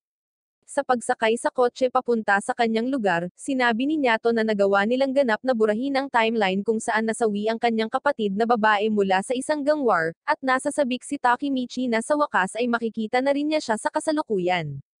Nang makarating sila sa apartment building, sinabi sa kanya ni Nyato na isa na ngayong grade school teacher si Hanata. Ngunit patuloy na pinagpapantasyahan ni Takemichi ang lahat ng iba't ibang estilo na ituturo niya sa kanya kapag nagkita silang muli. Gayunpaman, sa kahabaan ng paraan, nagsimula siyang magkaroon ng pagdududa kung gusto ba talaga siyang makita ni Hanata pagkatapos ng 12 taon. Kaya't sinabihan niya si Nyato na magpatuloy ng wala si A bago tumalikod at maglakad sa kabilang direksyon. Hinampons ni Takemichi ang kanyang kamao sa dingding dahil sa pagiging duwag kahit na sa lahat ng kanyang pinagdaanan para iligtas ang lahat. Ngunit nang makapasok siya sa pintuan ng apartment, isang pamilyar na mukha ang nabangga niya. Pagtingin niya sa taong iyon, laking gulat niya nang makitang si Hanata nga iyon, at nang maalala niya ang lahat ng masasayang pinagsaluhan nila, hindi na napigilan ni Takemichi na umiyak sa harap niya. Pagdating sa kwarto niya, kakaiba ang ikinilos nilang dalawa, para silang nasa first date, kaya tumayo si Nyato para umalis. Ngunit nang hawakan ni Takemichi ang kanyang binti at nagmamakaawa sa kanya na parang isang utusan, sinabi niya na dapat silang lahat ay magmaneho sa halip. Ngunit habang nasa daan, nakatanggap si Nyato ng tawag mula sa kanyang amo na nag-uutos sa kanya na tumulong sa kaso, kaya iniwan niya ang kanyang sasakyan kasama ang mga lovebird bago naglakad palayo. At sasabog na ang puso ni Takemichi mula sa pagkakaiwan kay Hanata. Iniisip niya kung ang chain sa kanyang leeg ay ang ibinigay niya bago bumalik sa kasalukuyan. Pagkatapos niyang ay parada ang sasakyan, hiniling siya ni Hanata na sundan siya para maglakad ng mabilis. Huminto siya upang tingnan ang magandang tanawin, at nang sabihin ni Hanata na namiss niyang maglakad sa parke na ito kasama ang kanyang paboritong tao, naisip ni Takemichi na ang tinutukoy niya ay ang kanyang bagong kasintahan. Gayunpaman, talagang pinag-uusapan siya ni Hanata, at nang tumalikod siya para tanungin siya kung bakit niya siya itinaboy noong mga nakaraang taon, napagtanto ni Takemichi na siya ang nagtapos ng kanilang relasyon sa nakaraan. Nagulat siya sa balitang ito, tumakbo siya palayo sa kanya at nagtungo sa banyo upang linisin ang kanyang isip. Ngunit nang makita ni Takemichi ang kanyang kasuklam-suklam na mukha sa salamin, nagpasya siyang maging matapang at makipag-usap kay Hanata na parang isang alpha male. Sa paglabas, may nakasalubong siyang kakaibang lalaki na nakasuot. Ngunit nang makita ni Takemichi ang pamilyar na tato sa kanyang kamay, napagtanto niya na ito ay si Hama mula sa Mobius Gang. Kaya, sumugod siya para tingnan si Hanata, ngunit bago pa siya mapuntahan ni Takemichi, isang truck ang dumaan sa kanya, at bumangga sa kotse ni Hanata. At nang tumingin si Takemichi sa driver, laking gulat niya nang makitang kaibigan niya iyon, si Akon. Gusto talaga ni Akon na tapusin silang dalawa sa kotse, at nang tanungin siya ni Takemichi kung bakit niya gagawin ang ganoong bagay, sinabi niya na napilitan siyang tumanggap ng mga utos mula kay Kasaki. Nalungkot si Takemichi na ang parehong mga kaganapan mula sa bago ang pagtalon ng oras ay nagaganap pa rin. Ngunit habang umiiyak pa rin siya tungkol dito, biglang sumabog ang truck at tinaboy siya sa lupa. Nagsimulang kumalat ang apoy sa sasakyan ni Hanata, at pagkatapos ng 3 araw ng negosyo sa pagmamaktol tungkol sa nakaraan, nagpasya si Takemichi na iligtas siya. Ngunit ang epekto ng pag-atake ay nadurog ang kanyang mga binti, kaya hindi siya makalakad. Nang walang ibang pagpipilian, niyakap ng mahigpit ni Takemichi si Hanata, sinabing mahal niya ito noon pa man sa kabila ng anumang nangyari. At nang marinig niya ang mga salitang iyon, napaiyak si Hanata, lumuha sa tuwa. Pero dahil gusto niyang mabuhay siya, itinulak siya ni Hanata palayo sa sasakyan bago ito sumabog. At habang nakatitig siya sa apoy, nanumpa si Takemichi na hinding-hindi susuko hanggang sa tuluyan niyang mailigtas siya mula sa kasawian. Kinabukasan, sa libing ni Hanata, humakbang ang lahat sa harapan para magsabi ng ilang salita ng panalangin. Ngunit nang turn na ni Takemichi, labis siyang nalungkot sa nangyari kaya tumayo na lang siya at tumanggi na umalis. Naantig sa kanyang pagsinta, hindi na napigilan ni Nyato ang mga luha, at napaiyak na lang siya. Kaya't itinigil ni Takemichi ang kanyang tahimik na pagdarasal at lumapit sa kanyang tabi. Sa labas ng gusali, habang si Takemichi ay walang patutunguhan na nakatingin sa isang lawa, lumapit ang ina ni Hanata at ibinalik sa kanya ang clover necklace, sinabing iyon ang pinakamahalagang pag-aari ni Hanata habang siya ay nabubuhay. Sinabi rin niya na mahal siya ni Hanata bago ito pumanaw. At habang tinititigan niya ang nasunog na alahas, nagsimulang umiyak si Takemichi dahil ipinaalala nito sa kanya kung paano nasawi si Hinata. Nang magkita sila mamaya, sinabi ni Nyato kay Takemichi na si Akon ay may asawa at anak na lalaki na parehong dinukot ng Tokyo Manjigang, kaya naman napilitan siyang sumunod sa utos ni Kasaki na tapusin si Hinata. Nadismaya sa kinalabasan ng kanilang misyon, sinabi ni Nyato na walang saysay na subukan pa. Ngunit sinabi sa kanya ni Takemichi na may kumpiyansa na babaguhin niya ang kasalukuyan, sa pamamagitan ng pagiging pinuno ng Tokyo Manjigang sa nakaraan. Natawa lang si Nyato sa kanyang walang katuturan na ambisyon, ngunit tiniyak sa kanya ni Takemichi na ito ang tanging paraan upang mailigtas si Hinata. Kaya, pinasalamatan siya ni Nyato dahil hindi siya nawalan ng pag-asa, at tumayo siya para sumama sa kanya sa paglalakad. Nalilito kung paano naging masama hanggang sa kabila ng buhay pa si Drokin, nagpasya silang dalawa na bisitahin siya. Ngunit nagulat si Takemichi nang matuklasan na si Drokin ay isang inmate sa isang detention facility. Nalaglag ang buhok niya dahil sa stress, at nang tanungin siya ni Takemichi kung bakit siya inaresto, sinabi ni Drokin na wala siyang pinagsisisihan dahil kasalanan niya kung bakit naging masama ang gang. Naalala niya ang masasayang pagkakataon na nagjo-joyride sila ni Meiki sa buong magdamag, at sinabi ni Drokin na ang tanging hiling niya ay mapaslang niya si Kasaki bago pa maging huli ang lahat. Nabigla sa pahayag na ito, sinubukan ni Takemichi na makakuha ng mas mahusay na paliwanag, ngunit natapos na ang oras ng pagbisita kay Drokin. At bago siya umalis, sinabihan niya si Takemichi na lumabas ng bayan dahil gusto ni Kasaki at ng kanyang mga tauhan na tapusin siya. Bumalik sa lugar ni Nyato, sinubukan ng mga lalaki na maghanap sa web para sa anumang impormasyon tungkol kay Kasaki, ngunit wala silang nakita. At nang mapagtanto niya na oras na para kumilos, sinabi ni Takemichi na handa na siya para sa isa pang pagtalon sa oras. Naramdaman ni Nyato na parang baliw ang plano niyang kunin ang gang, ngunit sinabi ni Takemichi na ito na lang ang natitira nilang opsyon. Kaya, nakipagkamay silang dalawa at muling na-activate ang time sequence. Gayunpaman, nang imulat ni Takemichi ang kanyang mga mata, lahat ay nagtawanan bago lumabas upang salubungin ang iba. Sinabi ni Meiki na oras na para magdala sila ng bagong kapitan para sa ikatlong dibisyon. Kaya, lahat sila ay sumakay sa kanilang mga motorbike patungo sa opisyal na tagpuan ng gang upang saksihan ang seremonya ng koronasyon. Inanunsyo ni Meiki na oras na para lumabas ang bagong kapitan, at habang nagtataka si Takemichi at ang iba pa kung sino ito, isang random na lalaki na nakasuot ng salamin ang pumunta sa harapan kasama ang kanyang bodyguard. Pakiramdam ni Takemichi ay parang nakita na niya ang mukha ng lalaki noon, at sinubukan niyang alalahanin kung saan sila nagkita. Ngunit nagulat siya nang ipahayag ng bodyguard na siya si Kasaki Teta. Dapat talunin ni Takemichi si Kasaki, na siyang magiging responsable sa pagkasawi ng lahat ng kanyang mga kaibigan sa hinaharap. Ngunit ngayon na ang parehong lalaki ay nakatayo mismo sa kanyang harapan, wala siyang ideya kung ano ang susunod na gagawin. Nagalit ang mga miyembro ng gang dahil si Kasaki ay dating kapitan ng Mobius, ngunit sinabihan sila ni Meiki na manahimik dahil kailangan nila si Kasaki at ang kanyang mga tauhan kung sila ay haharap sa bagong gang ni Hama. Nagpasalamat si Kasaki kay Meiki para sa posisyon at aalis na sana, ngunit nang titigan ni Takemichi ang kanyang masamang mukha at maalala kung paano siya ang naging sanhi ng pagpaslang kay Hinata, umakyat siya sa hagdan at sinuntok ang lalaki mismo sa mukha.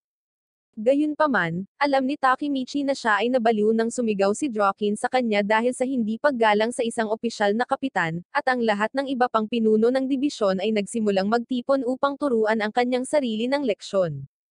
Si Baji, ang pinuno ng unang dibisyon, ay nagpasya na sumali sa kasiyahan, at ang iba ay nagsabi sa kanya na lumayo, ngunit siya ay diretsyong sumugod kay Takemichi at sinimulan niyang pahirapan siya, na pinilit na pigilan siya ni Mitsuya sa pamamagitan ng pagpigil sa kanyang kamay. Pagod na si Baji sa lahat ng kanilang kalokohan, kaya sinabi niya kay Meiki na sa halip ay sasali siya sa crew ni Hama, at idineklara niya ang kanyang sarili bilang isang kaaway ng gang bago lumabas ng seremonya.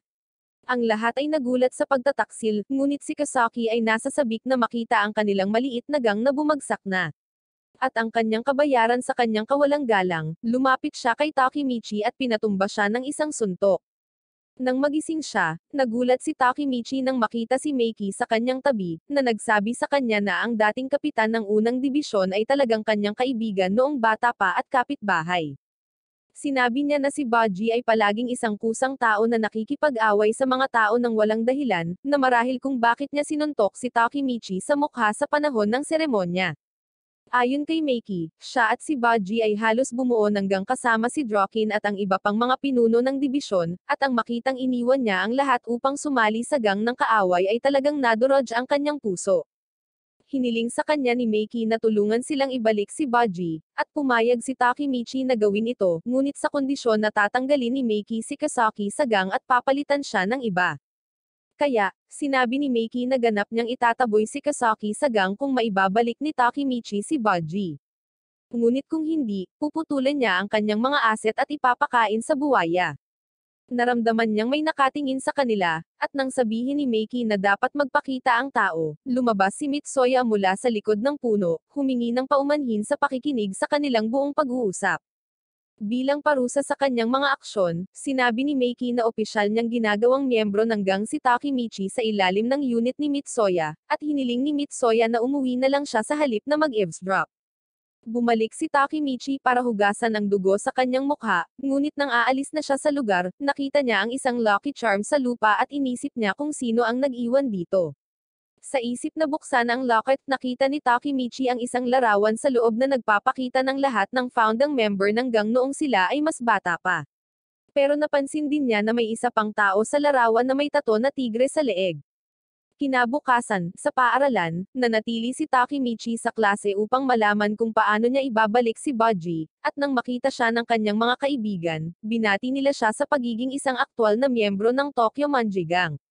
Gayunpaman, hindi talaga nasasabik si Takemichi tungkol dito, at nang sabihin niya sa kanila ang tungkol sa deal niya kay Meiki tungkol kay Baji, nagpa siya si Yamamoto na bigyan ang lahat ng mabilis na lecture tungkol sa kasaysayan ng mga gang sa kanilang lungsod.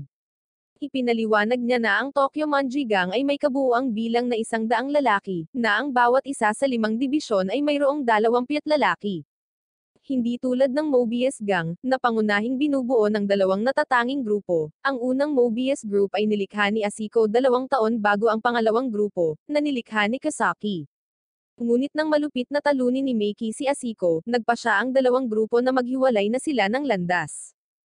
Si Kasaki at ang kanyang grupo ay sumali sa Tokyo Manji Gang bilang paggalang kay Meiki, na dinagdagan ang kanilang bilang sa 150, habang ang unang grupo ay nakipagsanib puwersa sa iba pang mga crew sa paligid ng lungsod upang bumuo ng isang mas malaking gang na tinatawag na Valhalla. Gayunpaman, habang sila ay nag-uusap, isang kakaibang lalaki ang pumasok sa silid na nagtatanong kay Takemichi, at nang makita ni Yamamoto ang tato ng tigre sa kanyang leeg, mabilis niyang nakilala siya bilang isa sa mga pinuno ng Valhalla, si Kazutora. Ngunit si Kazutora ay nasa sabik na makilala si Takemichi, na marami na niyang narinig, at inanyayahan niya itong sundan ang kanyang mga tauhan pabalik sa hideout ng Valhalla upang makilala niya ang lahat ng miyembro. Natakot si Takemichi sa lalaki, ngunit alam niyang iyon lang ang tiket niya para makipagkita kay Baji. At nang makita niya si Hinata na naglalakad pababa, nakalimutan niya ang lahat ng kanyang mga takot at pumayag na sundan sila sa hideout. Habang nasa daan, tinanong ni Takemichi si Kazutora kung bakit hindi pa niya ito nakita sa kanilang paaralan, at sinabi ni Kazutora na bagaman siya ay isang mag-aaral sa 3 taon, nasa unang taon pa lamang siya dahil ipinadala siya sa Jubi.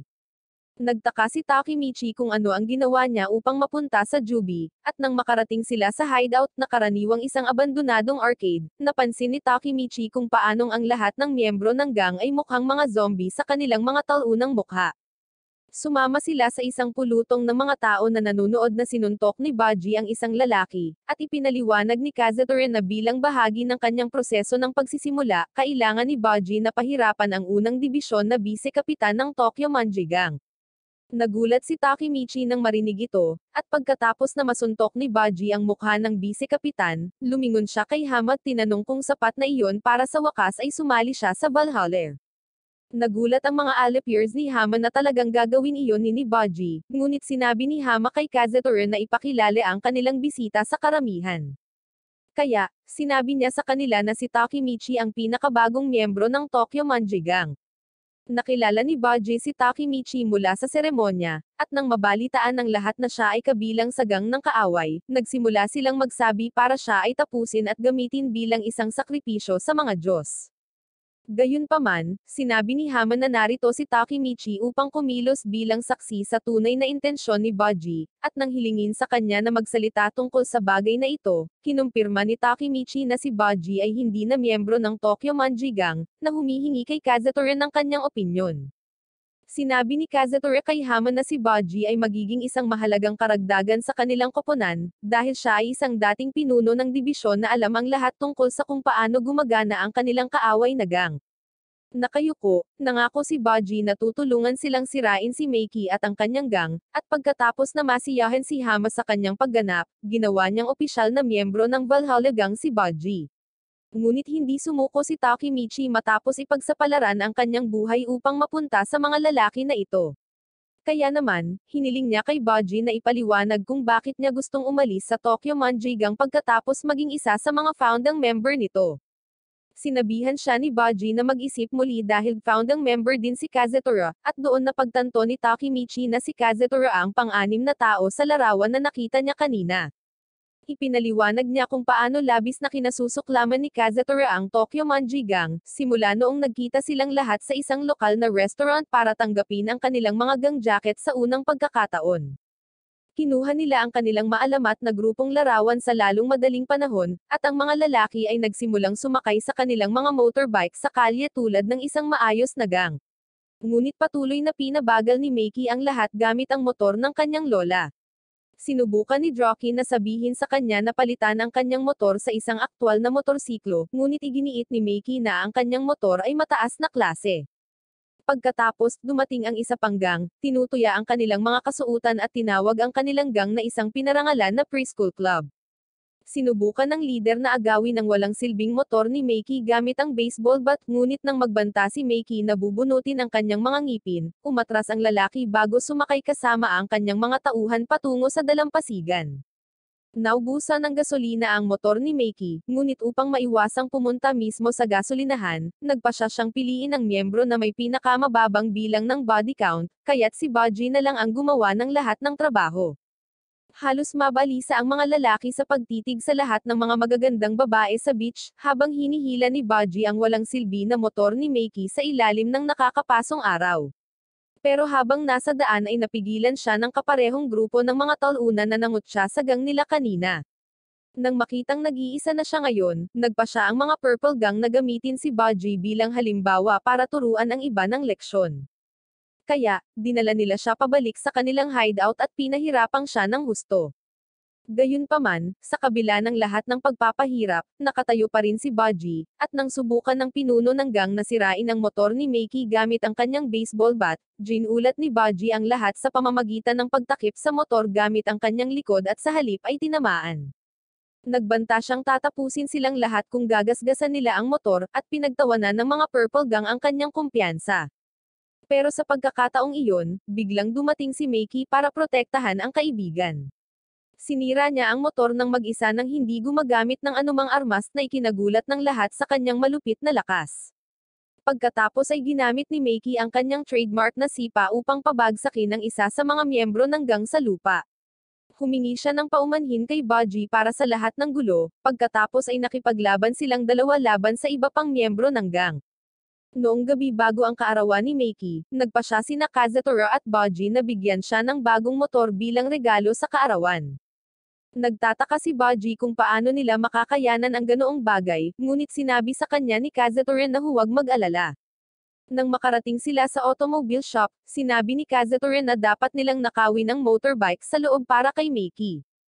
Tutol dito si Baji, sinabing hindi matutuwa si Meiki kung malalaman niya kung paano nila nakuha ang motorbike, ngunit sinabihan siya ni Kazutora na ihinto ang pagiging talunan dahil itataas ng motorbike ang kabuuang antas ng kanilang gang. Kumain sila ng hapunan sa isang restaurant upang magpalipas ng oras, at pagkatapos ng kadiliman sa lahat ng dako, ang mga lalaki ay bumalik para sa misyon, kasama ni Kazutora ang kanyang mga kriminal na kasanayan upang basagin ang salamin at buksan ang pinto. Nag-aalala pa rin si Baji sa kabuuan nito, ngunit nang makita niya ang motorsiklo at naisip kung gaano kastig ang hitsura ni Meiki dito, pumayag siyang tulungan si Kazutora na sirain ang lock ng gulong sa likuran. Makalipas ang ilang minutong paghihirap, nasira nila ang cable, at excited si Baji na makuha kay Meiki ang kanyang pangarap na regalo. Ngunit bago nila mailipat ang motorbike sa labas, nagising ang may-ari ng tindahan at nagsimulang maglakad sa kanilang direksyon. Sinabi ng lalaki na tatapusin niya silang dalawa dahil sa pagnanakaw sa kanyang lugar, ngunit nang makalapit siya, napagtanto ni Baji na ang nakatatandang kapatid ni Meiki na si Shikairo, ang may-ari ng tindahan ng motorbike. Nakilala rin ni Shikairo si Baji, ngunit bago pa maipaliwanag ni Baji kung ano ang ginagawa nila sa kanyang tindahan sa kalagitnaan ng gabi, sumugod si Kazutora at hinampes ang kanyang ulo gamit ang isang cutting tool. Huminga ng malalim si Kazutora na parang mabangis na hayop, ngunit natakot si Baji dahil kakapas lang nila ng tao. Kaya naman, sa halip na tumakas, sumugod siya para tingnan si Shikairo. Depensa ni Kazutora sa kanyang sarili, sinabing inatake niya ang lalaki para pigilan silang makulong. Ngunit nang ipaliwanag ni Baji na si Shikairo ay talagang nakatatandang kapatid ni Meiki, nalaman ni Kazutora na siya ay nasa gulo. Puno ng dugo ang ulo ni Shikairo, at nang makita ni Baji na wala na silang magagawa para iligtas siya, sinabi niya na tumawag na sila ng ambulansya at tumakas bago pa mapansin ng sinuman. Gayunpaman, bago matype ni Baji ang numero, narinig niya ang mga sirena ng pulis sa labas at sinabihan si Kazutora na umalis na sila. Ngunit nagwawala na si Kazutora, at sinabi niyang tatapusin niya si Meiki dahil sa pagsira ng kanyang buhay. Dumating ang mga pulis upang arestuhin ang mga lalaki, at laking gulat ni Meiki nang makitang nakaposas ang kanyang mga kaibigan. Ngunit si Baji ay nagsimulang umiyak at humingi ng tawad sa nangyari, habang si Kazutora ay patuloy na nagpapaalala sa kanyang sarili na si Meiki ang kalaban. Nang matapos siya sa kwento, sinabi ni Baji na si Kazutora ang nagtanggol sa kanya at pinigilan ang mga pulis na itapon siya sa kulungan, kaya naman nanumpa siya na tutulungan siyang talunin si Meiki kapag nakalabas na siya. Nagulat si Takemichi sa narinig nito dahil ang ibig sabihin noon ay hindi naging loyal si Baji sa kanilang gang, ngunit natuwa si Hama sa kanyang kwento at binigyan niya ito ng Valhalla jacket para maging opisyal ang kanyang membership. Sinabi rin niya na dapat sabihin ni Takemichi kay Meiki, at sa iba pa na ang susunod na labanan sa pagitan ng kanilang mga gang ay mangyayari sa eksaktong 1 linggo mula ngayon, sa hapon ng Halloween. Nang maglaon ng gabing iyon, nahirapan si Takemichi na makatulog dahil nawala ang kanyang malaking bibig at nangako na hindi niya matutupad, at alam niyang tatapusin siya ni Meiki dahil sa pagkabigo sa misyon. Ngunit sa kanyang pagpunta sa paaralan kinabukasan, isang random na lalaki ang nagsabi kay Takemichi na maupo sa tabi ng swing set, at dahil inakala niyang baliw ang lalaki, hindi na lang siya pinansin ni Takemichi at nagpatuloy sa paglalakad. Gayunpaman, nang ipakilala ng lalaki ang kanyang sarili bilang Chifuyo, ang 1st Division Vice Captain, naalala ni Takemichi na siya ang pinahirapan ni Baji noong initiation. Sinabi niya kay Takemichi na hindi naman talaga masamang tao si Baji gaya ng iniisip ng lahat, at nang inatake niya siya sa koronasyon, pinipigilan lang ni Baji ang iba na mas lalo pang humagulgol. Sinabi rin ni Chifuyo na ang layunin ni Baji sa pagsali sa Valhalla ay hindi para ipagkanulo si Meiki or ang kanilang gang, ngunit upang ilantad si Kasaki, ang utak sa likod ng lahat ng nangyari pagkatapos na arestuhin si Pakhin. Habang naglalakad palayo sa playground, sinabi ni Chifuyo na gusto niyang tulungan si Baji sa pamamagitan ng pagsasaliksik sa lahat ng kanyang makakaya tungkol kay Kasaki, at hiniling niya kay Takemichi na tulungan siya sa planong ito. Sumama sila Meiki at Drokin sa gabi upang bisitahin ang puntod ni Shikairo, at pagkatapos nilang mag-alay ng panalangin, sinabi ni Meiki na ang motorbike na sinubukan ni Baji at Kazutora na nakawin ay talagang isang regalo sa kaarawan mula sa kanyang kapatid.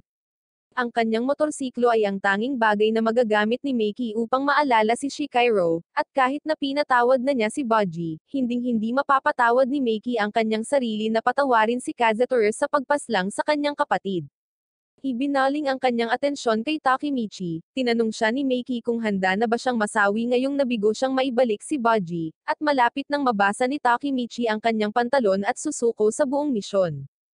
Ngunit nang maalala niya kung paano nasawi si Hanata sa kanyang harapan mismo, sinabi ni Takemichi na babayaran niya si Meiki sa pamamagitan ng pagiging pinuno ng kanilang gang balang araw. Nang umalis sila sa sementeryo, tinawag ni Chifuyo na baliw si Takemichi sa sinabi niya kay Meiki, ngunit sinabi niya na tutulungan niya itong makamit ang kanyang mga layunin kapalit ng pagtulong sa kanya na imbestigahan si Kasaki. Pumayag si Takemichi na maging partner, at silang dalawa ay nagpunta sa isang bookstore kung saan natagpuan nila si Asiko, na nagsabing una niyang nakilala si Kasaki noong mga unang araw niya bilang delinquent. Nangako si Kasaki na gagawin siyang isang makapangyarihang boss ng gang, kaya pumayag si Asiko na pagsamahin ang kanilang mga squad, ngunit napakawalang isip niya para mapagtanto na sinusubukan lamang siya ni Kasaki na gamitin para sa kanyang pansariling interes.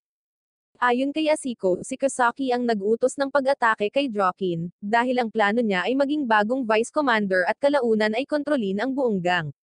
Ngunit nang makaligtas si Joaquin sa pananambang mula kay Kiyama, nakipagkita si Kasaki kay Meiki, at sinabing tutulungan niya silang ilabas si Pokhin mula sa kulungan kapalit ng pagiging bagong kapitan ng ikatlong dibisyon. Si Kasaki din ang lihim na commander ng Valhalla Gang, at nang tanungin ni Chifuyo si Asiko kung bakit wala siyang ginawa para pigilan siya, sinabi ni Asiko na si Kasaki ay isang walang awa na tao na hindi natatakot na pumaslang ng sinumang humahadlang sa kanya. Pag-alis ng bookstore, nagtaka si Takemichi kung bakit gagawa si Kasaki ng Valhalla at sasali pa rin sa gang nila, kaya nagpasya siyang tumalon pabalik sa kasalukuyan at bisitahin si Joaquin sa pangalawang pagkakataon. Gayunpaman, nang tanungin siya kung sino ang tunay na pinuno ng Valhalla, sinabi ni Joaquin na si Meiki iyon, dahil dati, kapag natalo ang kanilang gang sa labanan, sila ay kinuha ni Valhalla, at si Meiki ang ginawang bagong commander. Nagulat dito, tinanong ni Takemichi kung paano sila natalo sa labanan kasama si Meiki sa kanilang tabi, ngunit sinabi ni Joaquin na talagang natalo ang gang dahil naging wild si Meiki at pinaslang si Kazutoru sa proseso. Ayon kay Joaquin, naglaan si Kasaki ng isang tao upang mahuli ang mga aksyon ni Meiki, na sinigurado ang kanyang posisyon bilang vice commander ng buong gang at ginawang isang masamang boss ng krimen si Meiki. Hindi makapaniwala si Takemichi na gagawin ng kanyang mentor na si Meiki ang ganoong bagay, ngunit sinabi ni Joaquin na walang pagpipilian si Meiki dahil pinaslang ni Kazutoru ang kanyang kapatid at nauwi pa rin sa pagpaslang kay Baji noong gang war. Sa labas ng detention center, patuloy na nakikita ni Takemichi ang mga visions ni Meiki at ng iba pa sa labanan sa Halloween. Kaya, nang makabalik sila sa lugar ni Nyato, sinabi ni Takemichi na ang kanyang misyon ay pigilan si Meiki sa pagpaslang kay Kazutoru. Humanga si Nyato sa kanyang determinasyon, at nakipagkamay sila para i-activate ang sequence ng oras na nag-teleport kay Takemichi pabalik sa nakaraan sa harap mismo ng apartment ni Hinata. Pumasok siya sa loob at bumalik pagkaraan ng ilang minuto na may dalang regalo para sa kanya, ngunit nang ilabas ni Takemichi ang item, nagulat siya nang makitang ito ang parehong kwintas na ibinigay niya sa kanya ilang linggo na ang nakakaraan.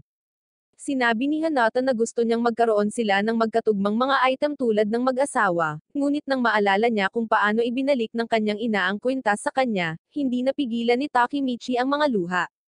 Tinukso niya ito sa pagiging crybaby, at nangako si Takemichi na pananatilihing ligtas ang alahas.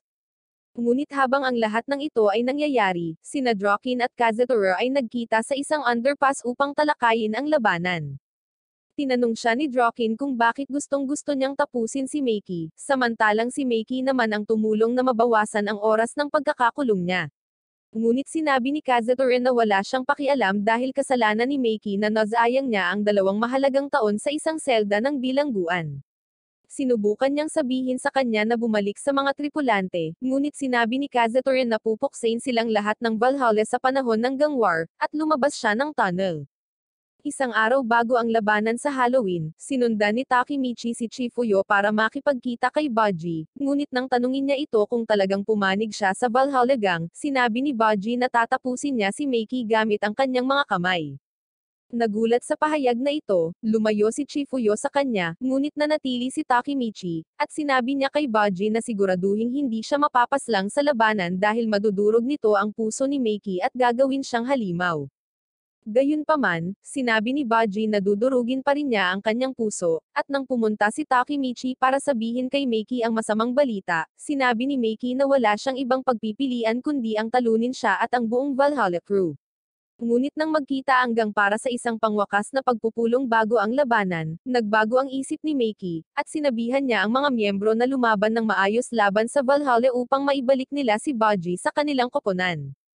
Kinabukasan, oras na para sa Halloween battle, at lahat ng malalaking pangalan sa Tokyo Gang Scene ay naruroon para panoorin si Hama, at ang kanyang mga tauhan ng Valhalla na makipaglaban kay Meiki at sa kanyang Tokyo Manji Gang. Isang kay-takot-takot na lalaki ang lumakad papunta sa gitna ng lote ng sasakyan, ipinakilala ang kanyang sarili bilang si Hansen, ang pinuno ng pinakakilalang squad ng Tokyo, at sinabi niyang siya ang magiging opisyal na referee para sa labanan ngayon. Siya ay sumigaw para sa parehong mga gang na humakbang sa ring, at lahat ng tao sa arena ay nakatutok sa Invincible Mikey, ngunit si Draken ang humakbang upang kumatawan sa kanyang gang. Tinanong sila ni Hansen kung gusto nilang maging 5-on-5 battle ang laban or tahasang gang war, ngunit sinabi ni Draken na payag siya sa alinmang paraan, at kung manalo ang kanyang gang, ibabalik nila si Baji sa kanila. Gayunpaman, nagalit si Kazutora dahil walang sino man ang nagpilit kay Baji na lumipat ng panig sa unang lugar, at sinuntok niya ang walang silbing referee bago sabihin kay Draken at sa kanyang koponan na bring it on. Inutusan ni Mikey ang mga lalaki na umatake, at agad na sinimulan ng lahat na pahirapan ang mga Valhalla, ngunit habang abala si Takemichi sa paghahanap kay Baji, siya ay natakal sa lupa ng isang miyembro ng kaaway. Aatakihin na sana ng lalaki si Takemichi na parang mabanji na hayop nang magpakita si Mitsuya at sinipa siya pababa. Sinigawan niya si Takemichi dahil sinisira niya ang reputasyon ng ikalawang dibisyon sa pamamagitan ng pakikipaglaban na parang bata. Sinubukan ng isa pang lalaki na atakihin sila, ngunit sinuntok siya ni Mitsuya habang sinasabi kay Takemichi na manatiling nakatutok sa laban. Ngunit nang makita niya ang dalawang nakakatakot na lalaki na papalapit sa kanya, si Takemichi ay naghahanda ng matakot sa kanyang sarili. Gayunpaman, nagpakita si Chifuyo at sinabihan siyang harapin ang kanyang mga takot na parang isang alpha male. Kaya, sa pamamagitan ng pagdaloy ng galit ng pagkasawi ni Hinata sa kanyang mga kamao, nagawang suntukin ni Takemichi ang isang tao sa unang pagkakataon. Samantala, sinubukan ni Kazutora na patumbahin si Mikey sa lupa gamit ang kanyang rocket na suntok, ngunit nagpakita si Draken sa tamang oras upang harangin ang kanyang mga kamao, kaya sinipa siya ni Hama upang silang dalawa ay maglaban sa isa't isa. Nagpatuloy si Takemichi sa kabila ng lahat ng suntok sa kanyang mukha, at habang sabay na sinasalubong ni Draken si Hama at ang kanyang mga tauhan, napagtanto niyang unti-unti na silang nalulupig ng mga Valhalla guys. Tinulungan niya ang isa sa mga miyembro na labanan ng isang kaaway, at sinubukan ni Draken na sabihin sa kanya na ipagpatuloy ang pakikipaglaban, ngunit sinabi ng lalaki na gusto niyang sumuko dahil hindi siya isang malakas na warrior tulad niya or ni Mikey. Sumusuko na rin ang iba, at dumating na ang reinforcement team ni Hama. At habang naghahanda si Draken para sa labanan, biglang sumigaw si Takemichi at tumakbo pasulong na parang baliw. Paulit-ulit niyang sinasabi na tatapusin niya ang bawat huling miyembro ng Valhalla hanggang sa bumagsak siya sa mga bisig ni Mitsuya. Ngunit ang talumpati ni Takemichi ay nakapagbigay inspirasyon sa iba pang miyembro na bumangon at magpatuloy sa pakikipaglaban. Pinasalamatan siya ni Draken sa pagpapasigla sa koponan, at sumugod siya sa larangan ng digmaan, sinisira ang bawat tao sa kanyang landas at pinabagsak ang mahigit 50 lalaki ng hindi pinagpapawisan. Nang walang ibang makakapigil sa kanya, tumakbo si Draken kay Hama at itinaboy siya ng malakas na suntok, habang hinabol ni Mikey si Kazutora hanggang sa isang tumpok ng mga nasirang sasakyan ngunit tinambangan siya ng isa sa kanyang mga allipiers. Bumaba pabalik si Mikey na parang superhero, at tinawag niya si Kazutora na duwag dahil sa hindi niya pakikipaglaban sa kanya ng one-on-one. Ngunit sinabi ni Kazutora na hahayaan niya ang kanyang mga kaibigan, sina Kuno at Chomi, na nakilala niya sa juvie, na gawin ang maruming gawain. Sinubukan siyang salakayin ni Kuno, ngunit napakadali itong hinarang ni Mikey at halos madurog siya ng kanyang paa. Kaya ipinaliwanag ni Kazutora na dinala niya siya dito upang guluhin ang kanyang tindig, at pigilan siya sa paggamit ng kanyang mga power kicks. Sinubukan ni Mikey na ibagsak pareho si Kuno at Chomi, ngunit habang nakikipaglaban siya sa mga allipiers, nagpakita si Kazutora mula sa kung saan at hinampad siya ng poste sa mukha. Gayunpaman, sa kabila ng napakalakas na pagtama, nagawang makabangon muli ni Mikey, at nang tanungin niya si Kazutora kung bakit siya galit na galit sa kanya, sinabi ni Kazutora na dahil sa kanyang regalo sa kaarawan kaya siya ipinadala sa juvie. Hinawakan ni Kuno at Chomi si Mikey habang patuloy na hinahampas ni Kazutora ang kanyang ulo gamit ang isang exhaust pipe, at nang subukan ni Draken na tumakbo para tulungan siya palabas, siya ay hinarang at hinampes ni Hama. Pinahirapan ni Kazutora si Mikey hanggang sa dumyugo na ang lahat, ngunit sa kanyang pagtataka, may malay pa rin si Mikey, at pinabagsak niya si Chomi gamit ang isang headbutt bago pinabagsak si Kuno at Kazutora sa lupa gamit ang kanyang napakalakas na sipa. Nag-Super Saiyan mode si Meiki saglit bago bumagsak mula sa lahat ng pagkawala ng dugo, at nang makita ng mga Valhallan na mahina na siya, nagpa siya silang samantalahin ang sitwasyon para tapusin siya ng tuluyan. Sinubukan ni Draken na tumulong, ngunit nananatili pa rin siya kay Hammock kaya nagpa siya si Takemichi na maging tagapagligtas sa halip, ngunit patuloy siyang tinutulak ng malalakas na lalaki ng Valhallan na gustong pumaslang kay Meiki. Nagawa niyang makarating sa pile ng kotse, ngunit ang isang kapitan ng Valhalla ay papalapit na kay Meiki, at nang hahampasin niya sana siya ng isang bakal, nagpakita si Kasaki at sinuntok ang lalaki. Ipinahayag niya na siya at ang kanyang dibisyon ang mga ngasiwa sa pagprotekta kay Meiki, ngunit nang tingnan ni Takemichi ng mas malapitan ang kapitan, napagtanto niya na ang lalaki ay talagang isa sa mga alipyers ni Kasaki na nakabalat kayo. Ang mga miyembro ng gang ay natuwa nang makita si Kasaki sa pagkilos, ngunit nag-alala si Takemichi dahil kung si Kasaki ay nagtagumpay na maging pinagkakatiwalaang kaalyado ni Meiki, haantong siya sa magiging gang rogue tulad ng sa hinaharap. Nagpasalamat si Draken kay Kasaki sa paghakbang, at nagsimulang umiyak si Takemichi dahil pakiramdam niya ay nabigo siya sa kanyang misyon. Ngunit sa kawalan, inakyat ni Baji ang mga sasakyan at hinampes ng exhaust pipe si Kasaki. Nagulat si Takemichi na talagang sinusubukan ni Baji na gawin ang tama, ngunit hindi iyon nakita ni Draken at Mitsuya, at hinawakan ng bodyguard ni Kasaki si Baji sa kwelyo bago siya itinaboy na parang insekto. Inutusan ni Kasaki ang kanyang mga tauhan na tapusin ang lalaki, at handa na si Baji para sa isang showdown, ngunit tumakbo si Chifuyo sa kanya at hinarangan ang kanyang landas, sinabi na kung matatalo niya si Kasaki ngayon, gagawin siyang kaaway ni Meiki at ng gang. Gayunpaman, hindi hiningi ni Baji ang kanyang payo, at sinuntok niya si Chifuyo, sinabi na ang tanging dahilan kung bakit siya pinili bilang isang bise-kapitan ay dahil alam niya kung paano lumaban. Ngunit hindi pa handa si Chifuyo na sumuko, at sinabi niyang sasalakayin niya ito kapag hindi siya umatras. Kaya't lumingon si Baji para tingnan siya, sinabing gusto niyang makita siyang sumubok.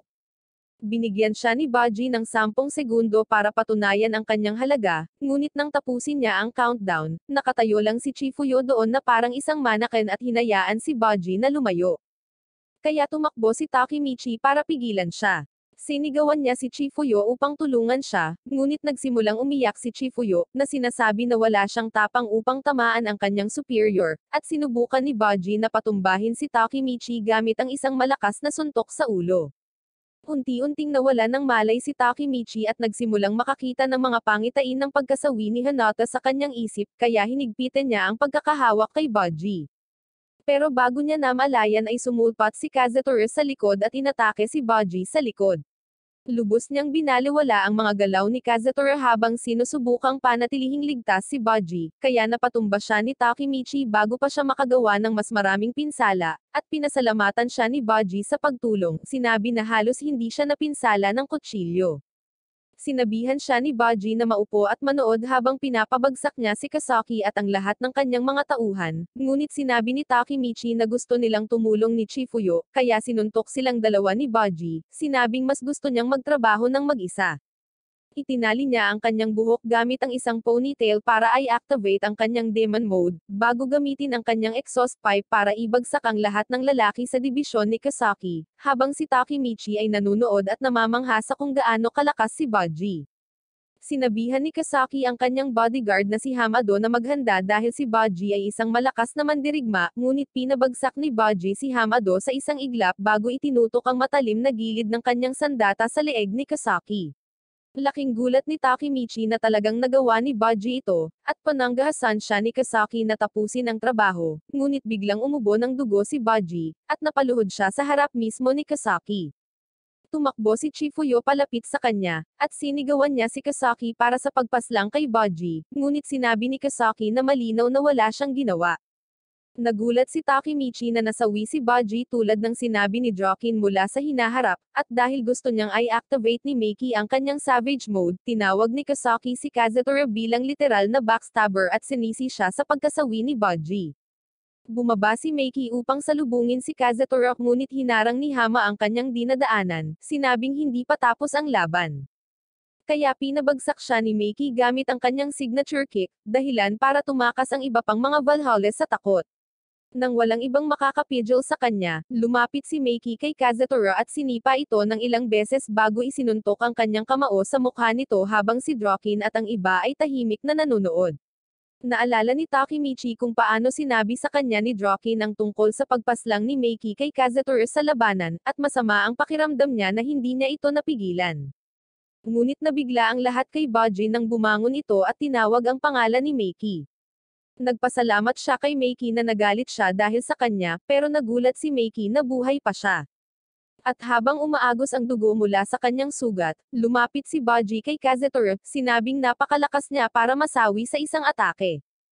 Kaya't para alisin ang sisi kay Kazutora, inilabas ni Baji ang kanyang pocket knife at ginamit ito sa harap ng lahat, dahilan upang sumigaw si Chifuyo sa sakit at tumakbo sa kanyang tabi, nagtatanong kung bakit niya ginawa iyon. Sinabi ni Baji kay Takemichi na sinusubukan ni Kasaki na paghiwalayin ang gang, kaya siya mismo ay tiyaking magkakasama ang lahat ng kanyang tunay na kaibigan.